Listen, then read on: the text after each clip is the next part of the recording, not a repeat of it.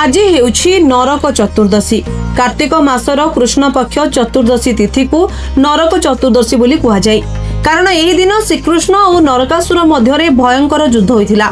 एही युद्धरे श्रीकृष्ण हाथ में नरकासुरर निधन होइथिला। तेणु एही दिन को दुष्ट उपरे धर्मर विजय दिवस भाव में पालन करा जाए।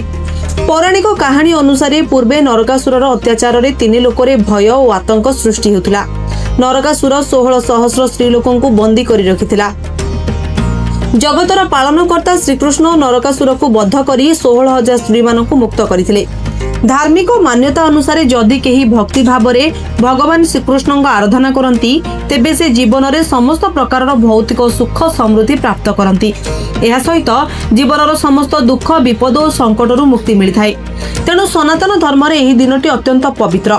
एही दिन सकाळु उठी भक्त माने गंगाजल मिश्रित पानी रे स्नान करी पूजा दीपदान और दान पुण्य कले जीवनर समस्त पाप खंडन होइथाय बोली मान्यता रहिछि। Bureau report, live life Odia.